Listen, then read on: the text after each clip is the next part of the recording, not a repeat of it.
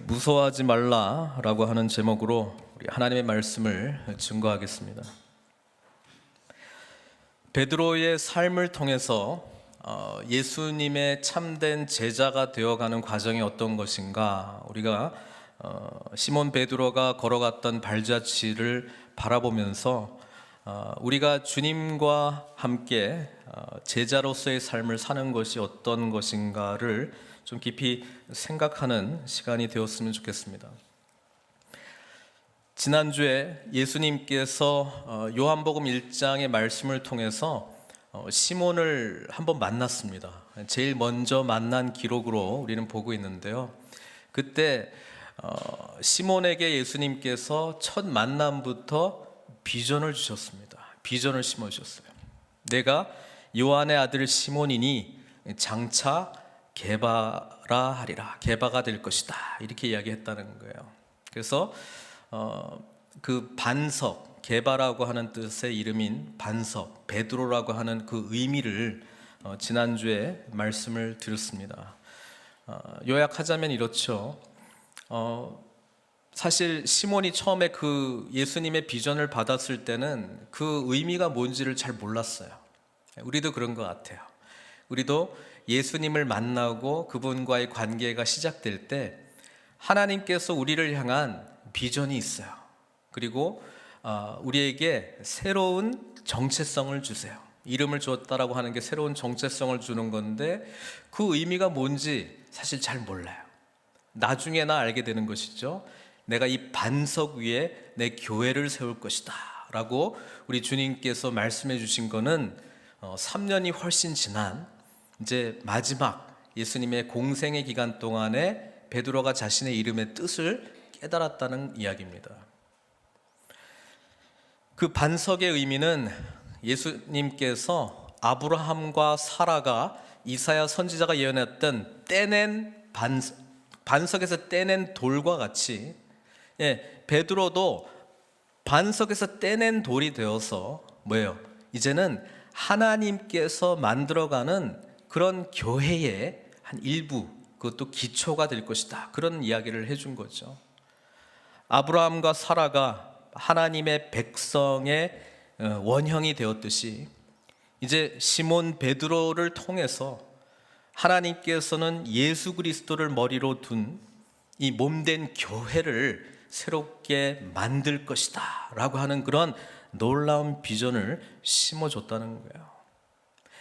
시몬은 이 놀라운 예수님의 비전을 받았어도 그렇게 실제로 살아가기까지는 시간이 있었다라고 하는 것을 여러분 좀 깊이 생각했으면 좋겠습니다.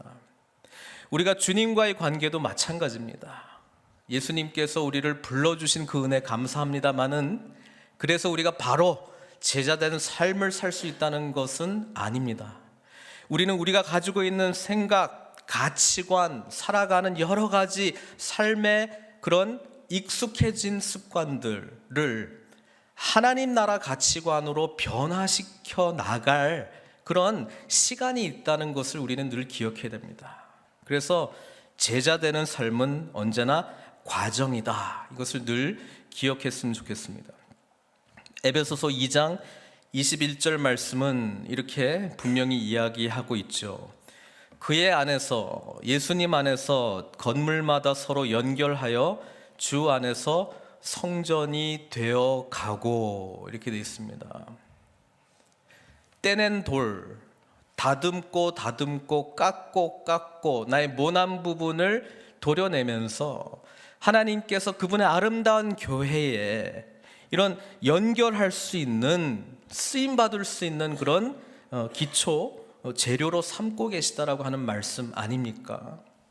우리는 주님께서 완성하셔서 오실 그 나라를 소망하면서 성전이 되어 가고 있다라고 하는 것을 늘 기억할 필요가 있는 거예요. 그래서 예수 믿는 사람은 늘 과거를 보는 사람이 아니고요, 미래를 보는 사람입니다. 과거에 이 사람이 시몬이었다, 그거 바라보는 것이 아니고 장차 게바가 될 것이다, 그거 바라보고 서로 안에 소망을 둔다는 이야기입니다.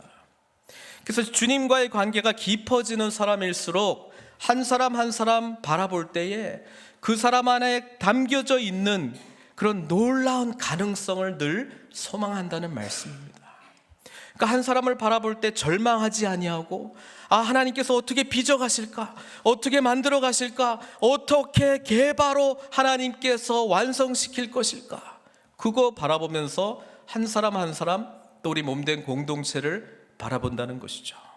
이게 믿음의 눈이에요. 그러니까 믿음의 눈을 가진 사람은 감사하고 축복하고 또 도전하고 또 함께 울고 아파하면서 완성될 그 나라, 성전이 되어가는 이 과정을 기꺼이 받아들이면서 앞으로 이루실 하나님의 놀라운 역사를 소망한다는 겁니다. 시몬은 예수님의 이 말씀을 들었습니다. 무슨 말씀인지 잘 이해가 되지 않았습니다. 고민했습니다. 반석이 된다, 개바가 된다, 도대체 무슨 말인가? 내가 힘센 사람이 된다는 것을 말하는 건가? 내가 이제 세상에 대해서 당당한 사람이 된다는 것을 말하고 있는 건가? 내가 이제 정말 능력 있는 사람이 된다는 것을 말씀하시는 건가? 무슨 말씀인지 잘 이해가 되지 않았습니다. 그래서 시몬은 다시 자기가 원래 했던 일로 돌아갔습니다. 그것은 갈릴리 호수에서 고기 잡는 일입니다. 우리 주님과의 관계가 지속될 때 우리의 종착역이 어디인가, 그것을 늘 생각하셔야 돼요. 주님께서 우리를 불러주셨다면 우리를 예배 드리는 데에 출석하는 사람으로 만들기 위해서만 주님께서 우리를 불러주신 게 아니고, 주님께서는 우리를 제자가 되기 위하여 불러주셨다는 사실을 여러분 분명하게 인식하고 있어야 되는 거예요. 지금 시몬은 제자로 부름을 받았습니다마는 아직 제자된 삶을 살고 있지 않습니다. 주님을 간간히 만납니다. 누가복음 4장에 보면요, 우리 주님께서는 회당에서도 가르치시고 또 귀신 들린 자를 귀신을 쫓아내는 그런 사역도 하시고 가르치는 사역도 하셨습니다. 그러면서 내가 지금 이 사역을 다른 동네에 가서 복음을 전하는 이런 사역을 계속해야 된다 말씀하셨습니다. 근데 4장을 읽다 보면은 재밌는 이야기가 있습니다. 저만 재미일 수도 있는데요. 38절 39절입니다. 같이 한번 읽어볼까요? 예수께서 일어나 회당에서 나가사 시몬의 집에 들어가시니 시몬의 장모가 중한 열병을 앓고 있는지라 사람들이 그를 위하여 예수께 구하니. 여기까지만 일단 읽겠습니다. 시몬이요, 예수님하고의 이 관계가 조금 간간이 있었어요. 근데 예수님을 언제 찾아갔느냐? 자기 장모님이 아프니까 열병이 걸려 있을 때 예수님을 찾아갔다고 성경은 기록하고 있습니다. 여러분, 우리도 주님과의 관계 속에서 주님께서는 나를 따르라 이렇게 이야기하고 있는데 우리는 주님을 따라가지 않아요. 우리는 그냥 원래 했던 일 하고 싶은 거예요. 왜? 거기에 내가 봤을 때 소망이 있기 때문에 그렇습니다. 주님께서 나에게 비전을 심어주셨는데 그 비전이 나를 먹여 살릴 수 있다 생각을 하지 않아요.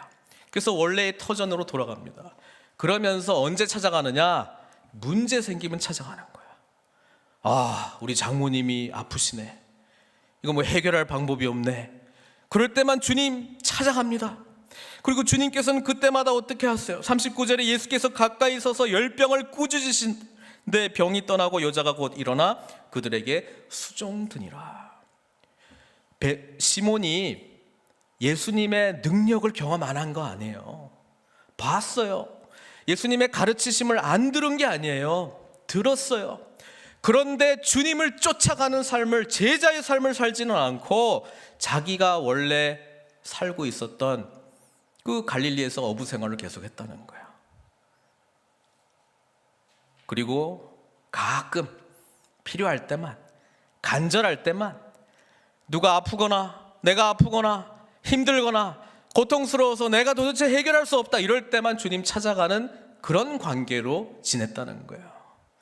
여러분, 신앙생활이 이런 관계라고, 여러분 그게 종착역이 아니다라고 하는 것을 분명히 말씀드립니다.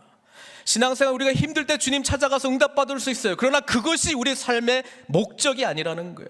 우리는 주님의 참된 제자가 되고 그분의 나라의 비전을 꿈꾸고 하나님이 기뻐하시는 사명자로 살아가는 것이 모든 예수 믿는 사람들이 가야 될 길이라는 거예요. 소수의 몇몇 3% 5%만 가는 것이 아니고 모든 사람들이 가야 될 길이라는 것을 제가 분명히 말씀드립니다. 근데 시몬이 왜 못 가냐? 예수님도 만났고 예수님의 가르침도 들었고 회당에서 참석하면서 들었고 귀신도 쫓아내는 것도 봤고 장모님의 열병도 치유하는 것도 봤는데 왜 그랬을까요? 간단합니다. 예수 믿는다고 밥 먹여주냐 이거예요. 예수 믿는다고 내가 오늘 내 가정을 책임져줘야 되는데 주님 만났다고 그거 해결해 주실 수 있어요? 나 지금 힘들어요. 우리 지금 로마 지배받고 있죠. 갈릴리 무시당하고 있죠. 다른 지역에 비해서요.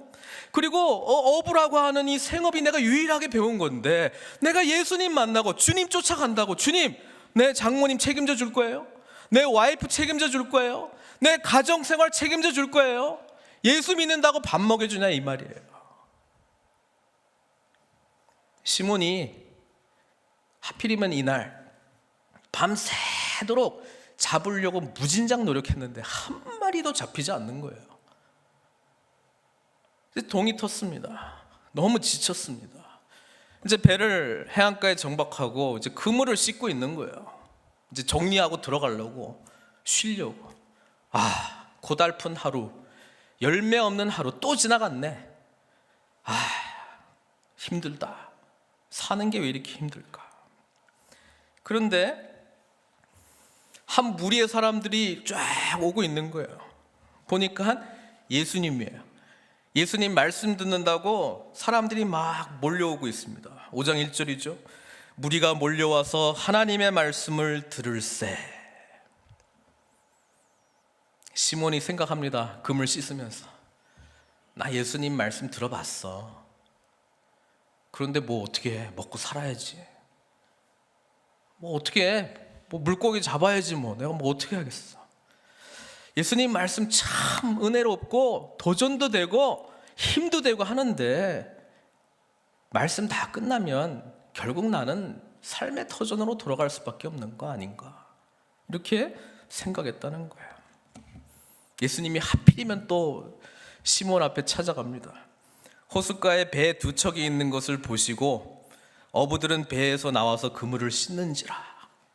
아니 그 전에 예수님을 알고 있었던 시몬이면 아유 예수님 반갑네요 뭐 이렇게 인사라도 할 건데 뭐 그런 대목도 없어요. 시몬은 그냥 그물만 씻는 거예요. 아휴 정말 어제는 너무 재수가 없네. 왜 이렇게 한 마리도 잡히지 않는 거야. 이런 모습으로 예수님은 또 오시고 장차 개발하리라. 도대체 이거 무슨 말인가 이런 생각만 하고 있는 거예요. 근데 예수님께서 시몬에게 찾아오셔서 뭐라고 그러냐면 저기 사람들한테 좀 설교하려고 그러니 너 배 좀 쓰자. 여기 조금만 띄워줬으면 좋겠다. 여러분 시몬이라면 뭐라고 할 것 같아요? 진짜 이제 셔터 내리고 이제 퇴근하려고 그러는데 정말 너무 하시는 거 아니야? 그런 생각 하시는 거 아니야? 그래도 말씀에 순종해야. 여러분 우리 주님께서는 아주 신사적으로 우리에게 찾아오십니다. 주님의 말씀을 조금씩 순종하도록 우리가 잘 알지는 못하는데 그렇게 하도록 우리 삶을 변화시키세요. 그 배 띄우는 거 사실 생각해보면 그렇게 어려운 일 아니거든요. 그래 뭐 어차피 오늘 그냥 망친 거 뭐 하나 해주고 그냥 빨리 가야지. 그러면서도 배를 띄웠습니다. 주님께서 배를 띄운 이유는 그 많은 무리들에게 설교하기 위함입니다. 여러분 제자의 삶은요 주님과 동행하는 삶이에요. 지금 시몬은 원치 않지만 예수님과 지금 동행하고 있어요. 시몬은 잘 모르지만 주님의 말씀에 순종했어요. 제자의 삶은 주님의 음성에 순종하는 삶입니다. 제자의 삶은 주님의 말씀을 듣는 삶이에요. 배에 같이 주님과 함께 타고 해안가에서 좀 떨어진 곳에 예수님께서 설교하세요. 시몬은 원치는 않았는데 가장 앞자리에 앉은 거예요. 가장 앞자리에 앉은 거예요. 주님의 말씀을 가장 가까이 듣는 그곳에 앉아 있는 거예요. 누가복음에 예수님께서 도대체 무슨 말씀을 전했을까? 난 그게 되게 궁금해요. 성경은 기록하고 있지 않습니다. 시몬은 예수님의 말씀을 쭉 듣습니다. 주님과 동행하면, 주님의 말씀에 순종하면, 주님의 음성이 들리기 시작하면 우리의 삶의 터전이 주님 사역으로 변화됩니다. 고기 잡는 배가 갑자기 설교단이 됐어요. 고기 잡는 그 배가 이제는 영혼을 사로잡는 하나님의 말씀이 선포되는 곳으로 변화됐다는 거예요.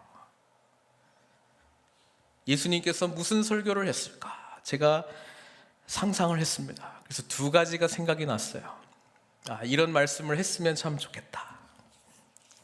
첫 번째는요, 세례 요한도 그렇고 예수님도 그렇고 늘 초창기에 선포했던 말씀은 하나님 나라의 복음입니다. 회개하라, 천국이 가까웠다. 그 말씀을 전했거든요. 그래서 저는 이 배 위에서 전하시는 예수님의 천국 비유의 말씀이 하나 생각이 났습니다. 여러분, 마태복음 13장에 보면 이 씨 뿌리는 비유가 나와 있죠. 제가 예수님께서 시몬 베드로의 배 위에 이 말씀을 전했던 것을 상상합니다. 이건 순전히 저의 상상력입니다.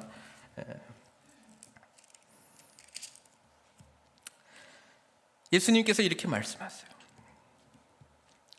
씨를 뿌리는 자가 뿌리러 나가서 뿌릴새 더러는 길가에 떨어짐에 새들이 와서 먹어버렸고, 더러는 흙이 얕은 돌밭에 떨어짐에 흙이 깊지 아니하므로 곧 싹이 나오나, 해가 돋는 후에 타서 뿌리가 없으므로 말랐고, 더러는 가시떨기 위에 떨어짐에 가시가 자라서 기운을 막았고, 더러는 좋은 땅에 떨어짐에 어떤 것은 100배, 어떤 것은 60배, 어떤 것은 30배의 결실을 하였느니라.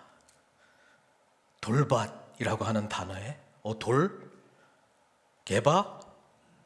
나보고 하는 이야기인가? 주님께서 지금 나보고 지금 돌밭이라고 하는 거야, 뭐야? 여러분, 이 돌밭에 뿌려진 씨는 하나님의 말씀 아닙니까? 주님께서 설명해 주시지 않습니까? 돌밭에 뿌려졌다는 것은 말씀을 듣고 즉시 기쁨으로 받되 그 속에 뿌리가 없어 잠시 견디다가 말씀으로 말미암아 환난이나 박해가 일어날 때 곧 넘어지는 자요. 가시떨기에 뿌려졌다는 것은 말씀을 들으나 세상의 염려 또 재물의 유혹에 말씀이 막혀 결실하지 못하는 자요. 지금 시몬은 예수님 만났고 비전도 받았습니다마는, 장모님도 치유받는 그런 놀라운 경험을 했습니다마는 여전히 예수 믿는다고 밥 먹여주나? 거기에 지금 모든 관심이 있는 거예요. 그러니까 밤이 맞도록 수고한 건 아닙니까? 먹고 살아야지. 근데 주님께서 이 말씀을 하셨다면 시몬의 마음 가운데, 내 마음은 주님 만나서 좋긴 한데 현실의 벽에 부딪히니까 주님의 말씀이 그렇게 나에게 능력으로 나타나지는 않네, 혹 생각하지 않았을까 상상해 봅니다. 또 하나의 주님 가르침입니다.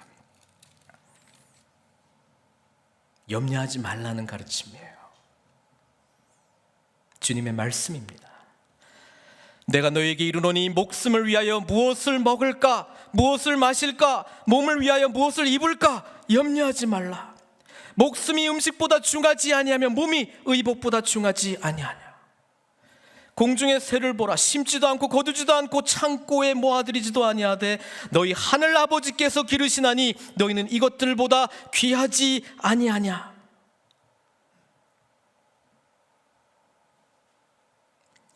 오늘 있다가 내일 아궁이에 던져지는 들풀도 하나님이 이렇게 입히시거든. 하물며 너희일까 보냐, 믿음이 적은 자들아. 염려하여 이르기를 무엇을 먹을까, 무엇을 마실까, 무엇을 입을까 하지 말라. 이는 다 이방인들이 구하는 것이라. 너희 하늘 아버지께서 이 모든 것이 너희에게 있어야 할 줄을 아시느니라. 그런즉 너희는 먼저 그의 나라와 그의 의를 구하라. 그리하면 이 모든 것을 너희에게 더하시리라. 내일 일을 위하여 염려하지 말라. 내일 일은 내일 염려할 것이요 한 날의 괴로움은 그 날에 족하니라. 베비에서 무슨 말씀을 하는지 모르겠습니다. 그러나 이 말씀을 전하지 않았을까 상상해 봅니다. 말씀을 끝내고 우리 주님께서 베드로와 눈이 마주칩니다. 그리고 이렇게 이야기합니다. 시몬, 깊은 데로 가서 그물을 내려 고기를 잡으라.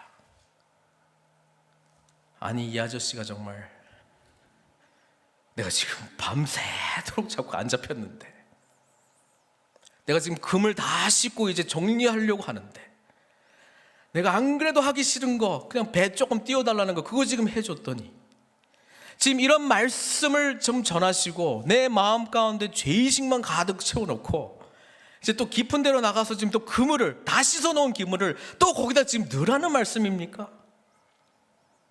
아까 우리 찬양할 때는 믿음으로 그물을 던졌어요. 근데 저는 베드로가 믿음으로 그물을 던졌다고 생각하지 않아요. 시몬이 대답합니다. 선생님, 우리들이 밤이 새도록 수고하였는데 잡은 것이 없지만은 말씀에 의지하여 내가 그물을 내리리이다. 뭐냐면 내가 나가서 내립니다. 그리고 주님, 제 마음속에 번민이 증명될 거예요. 주님, 내 먹고 사는 문제 해결 못 해주잖아요. 예수 믿는다고 정말 밥 먹여줍니까? 주님, 해결 못 해주잖아요. 주님 말씀 다 좋아요. 제가 어떻게 이거 해결하고 주님 쫓아갈 수 있습니까? 나 먹고 살아야 되거든요. 주님, 나 수고했어요. 나 열심히 안 한 거 아니에요. 게으름 피운 거 아니에요. 열심히 산다고요. 저 힘들어요. 근데 내가 지금 나갈 거예요. 주님 말했으니까 나갈 거예요. 내가 던질 거예요. 그리고 안 잡히는 거 주님한테 보여줄 거예요.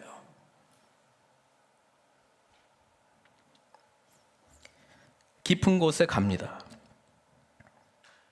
그렇게 하니 고기를 잡은 것이 심히 많은지라, 그물이 찢어지는지라. 다른 배에 있는 동무들에게 손짓하여 와서 도와달라 하니 그들이 와서 두 배의 채움에 잠기게 되었더라. 제가 이 본문 보면서 민수기 말씀이 생각이 났어요. 출애굽기도 똑같은 내용이 있고요, 민수기도 똑같은 내용이 있는데, 그게 뭐냐면 출애굽했던 백성들에게 하나님께서 광야에서 만나를 먹여주는 사건입니다. 출애굽기 때는 은혜로 다 받아요. 뭐라도 있으니까 감사해요. 민수기 때는요, 맨날 만나예요. 아침에도 만나, 점심에도 만나, 저녁에도 만나. 엄마, 내일 밥 뭐야? 만나. 이런 이야기를 계속 들으니까 이제 지겨운 거예요. 그래서 그 만나에 대한 표현이요, 기름 섞은 과자 같다, 느끼하다, 이렇게 돼 있습니다. 그래서 이들이 원망하기 시작합니다. 야, 애굽에 있을 때는 그래도 바베큐도 하고 고기도 먹고 스테이크도 먹고, 종이었지만 그래도 이런 것도 먹고 했는데 맨날 우리는 허구한 날 만나냐. 그러니까 고기를 달라고 그렇게 원망을 해요. 그러니까 하나님께서 메추라기를 보내주거든요. 출애굽기에도 있습니다. 근데 민수기에도 있는데, 하나님께서 분노하심으로 메추라기를 보내줍니다. 그래? 배 터지도록 한번 먹어봐라. 고기가 그냥 이게 그냥 목에 막히도록 한번 먹어봐라. 코에서 그냥 그 고기가 튀어나도록 한번 먹어봐라. 하나님께서 그냥 먹여주시는 거예요. 저는 오늘 이 장면을 그렇게 보고 싶습니다. 그늘이 찢어지도록 한번 잡혀봐라. 물고기가요.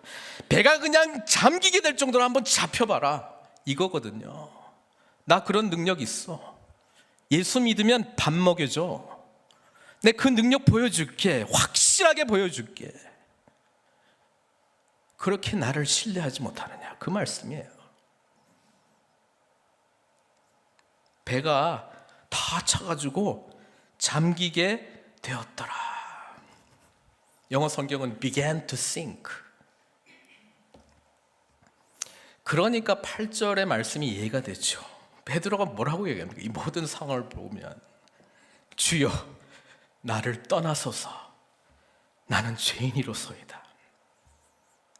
제 주님 신뢰하지 못했습니다. 왜 나 같은 자에게 주님 찾아오십니까? 주님, 저는 그냥 시몬일래요. 그냥 흔들리는 갈대 그 삶을 살고 싶어요. 주님, 저에게 무슨 반석을 요구하십니까? 저에게 무슨 꿈을 주십니까? 저는 이런 사람이에요. 저는 하루하루 먹고 살기 위해서 그냥 바등바등 사는 사람이에요. 주님, 저는 주님을 온전히 신뢰하지 못하는 자예요. 저를 떠나십시오. 저를 떠나십시오. 제자의 삶은 주님과 동행하는 삶입니다. 제자의 삶은 주님의 음성을 듣는 삶입니다. 제자의 삶은 주님의 음성을 듣고 순종하는 삶입니다. 시몬은 깨닫게 되는 거예요. 주님의 말씀에 순종하는 자에게 하나님께서 복을 주시는구나. 시몬이 예수님 없이 탔던 배는 고기 잡는 배였어요. 주님과 동행하는 배는 하나님의 말씀이 선포되는 배였습니다. 시몬이 혼자 애쓰고 수고했던, 그 밤이 맞도록 수고했던 그 시몬의 배는 쓰디쓴 인생의 처참함을 드러냈던 배였다면, 주님과 동행하는 그 배는 그물이 찢겨지고 배가 가라앉을 정도까지 주님께서 풍성함으로 공급해 주시는 기적의 역사의 사건이었습니다. 주님 없는 배와 그물은 생존을 위한 도구였다면, 주님과 함께한 배와 그물은 이제는 축복을 넘어 온 인류를 구원할 하나님의 도구가 될 기적의 재료였다는 사실입니다. 사랑하는 성도 여러분, 주님과 동행하십시오. 주님의 음성을 들으십시오. 말씀하실 때 순종하십시오. 그러면 주님께서 우리를 그분의 놀라운 나라의 비전으로 쓰임받는 사역자로 세워주실 줄 믿습니다. 이 말씀을 쭉 보면서 줌인 했다가 줌아웃 좀 하려고 합니다. 1절 보니까 우리 갈릴리 바다를 다른 단어를 써서 표현하고 있습니다. 뭐라고 표현하고 있냐면 게네사렛 호수입니다. 시몬에게는요, 갈릴리 바다였어요. 이게 자신의 삶의 전부였어요. 갈릴리 바다는 자신의 삶의 터전이었고 자기가 아는 세계의 모든 것이었습니다. 근데 누가는 다른 단어를 씁니다. 바다 같은 소리 하고 있네. 호숫가야. 게네사렛 호숫가야. 긴네렛이라고 하는 동네에 기초한 단어 표현인데요. 일단 크기와 급이 틀리지 않습니까? 누가는 헬라 사람입니다. 로마 전국을 돌아다녔던 사람 아닙니까? 갈릴리 호수보다 훨씬 큰 호수들이 많다는 것 알고 있습니다.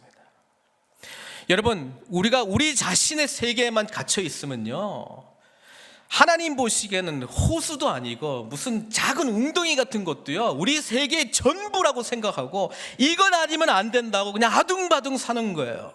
그러나 주님의 은혜에 들어가게 되면 하나님의 나라가 보이기 시작해요. 이것이 얼마나 작은 영역인 것을 우리는 깨닫게 되는 거예요. 더 놀라운 것은 이 갈릴리 호수는 고기만 잡는 삶의 터전으로 알고 있었는데, 주님을 만나고 나니까 이 갈릴리 호수 지역이, 전역이 예수 그리스도의 사역의 장으로 변화되고, 이제는 하나님의 말씀이 선포되고 하나님의 치유의 역사가 나타나고 하나님의 회복의 역사가 나타나는 놀라운 기적의 현장이 되었다는 사실입니다. 제자의 길을 가십시오. 우리가 어디에 있든 무엇을 부여잡고 있든 간에 그것이 하나님 나라의 기적의 도구로 사용될 줄 믿습니다. 우리가 바라보는 것이 전부가 아니고요, 주님께서 보여주시는 것이 참된 세상임을 깨닫고 주님과 동행하고 주님의 말씀 듣고 순종하시며 하나님 나라의 동역자로 쓰임 받으시는 저와 여러분들 되시기를 주님의 이름으로 축원드립니다. 기도하겠습니다. 같이 좀 기도했으면 좋겠습니다. 제자의 길을 가십시오. 시몬은 기꺼이 아마 평생에 가장 많이 잡혔던 이 배, 그물 다 버리고 주님 쫓아갑니다. 왜 그렇습니까? 더 큰 세상을 만난 거예요. 더 큰 능력자를 만난 거예요. 더 큰 소망자를 만난 거예요. 그게 바로 우리 주님이십니다. 주님, 내 삶을 인도해 주십시오. 주님의 말씀 듣겠습니다. 주님과 동행하겠습니다. 순종하겠습니다. 결단하는 기도 우리 주님께 올려드리도록 하겠습니다. 기도하시겠습니다. 사랑의 하나님, 지치고 힘든 우리 연약한 자들을 주님 붙들어 주십시오. 우리 배에 주님 타십시오. 주님과 동행하는 삶을 살겠습니다. 우리의 삶의 현장을 주님 변화시켜 주십시오. 주님 소망하고 주님 의지하는 믿음으로 변화시켜 주십시오. 제자의 길을 가겠습니다. 주님과 동행하며 주님의 음성 듣고 주님 말씀 순종하고 아버지 하나님, 하나님 나라의 사역자들로 쓰임받기를 소망합니다. 우리가 의지했던 배와 그물 주님 앞에 올려드립니다. 주님께서 하나님의 것으로 변화시켜 주시옵소서. 늘 주님께만 소망을 두고 나아가는 연약한 시몬들 여기 있사오니 베드로로, 게바로 변화시켜 주시옵소서. 예수님의 귀하신 이름으로 기도드리옵나이다.